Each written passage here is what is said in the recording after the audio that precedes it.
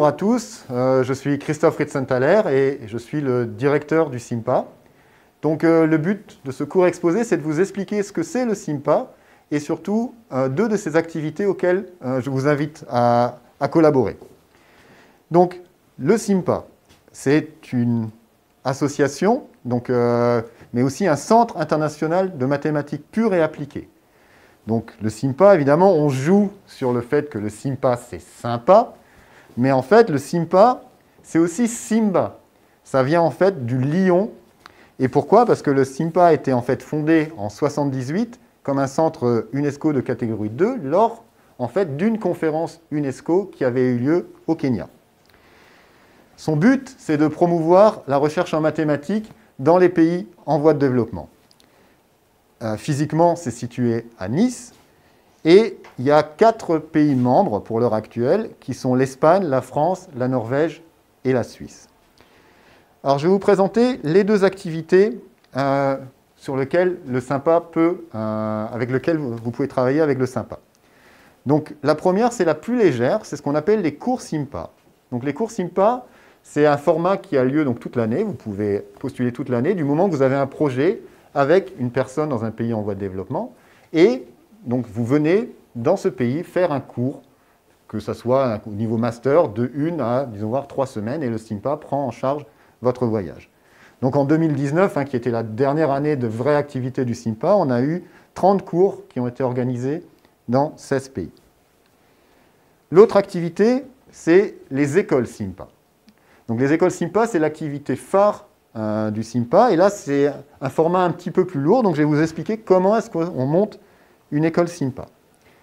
Donc l'organisation, c'est la suivante. Vous avez 2 personnes, donc un ou une coordinatrice extérieure, donc d'un des pays membres, la France, l'Espagne, la Norvège ou la Suisse, et une personne d'un pays en voie de développement, là où va se passer l'école.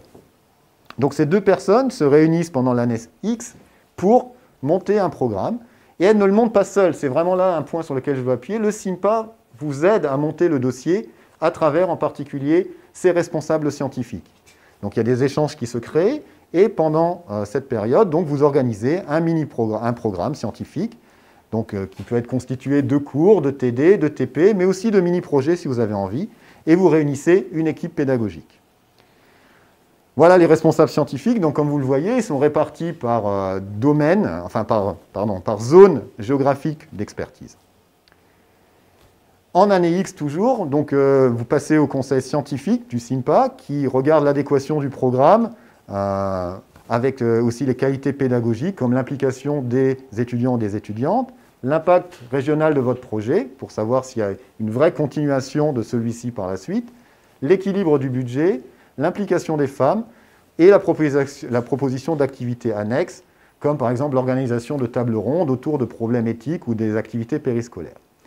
L'année X+1, ce projet passe en validation en comité de suivi, où là, le SIMPA vous octroie un budget entre 8 000 et 12 000 euros, ce qui correspond à peu près à l'heure actuelle à environ à 1/3 du financement de votre école.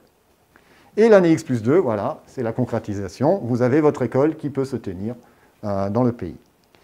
Alors, pour parler des écoles, le plus simple est peut-être de laisser la parole à certains des participants et participantes d'une école qui a eu lieu en Bénin en 2000. The main theme is dynamical systems, which I always tell people is to solve 2 problems. One is to predict the future and the other is to get lots of effects with very small efforts. I have given several courses in several places. It's always interesting to give courses, but here you feel like the things you are doing are useful for them, that this can help really in their lives. The students here, some of them come from the field of mathematics, some of them are more interested in computer science, some of them come actually from physics, so we have something to offer to every single one of them. And also they have a lot of offer to us, because they share their interests, what they want to do, what they want to accomplish.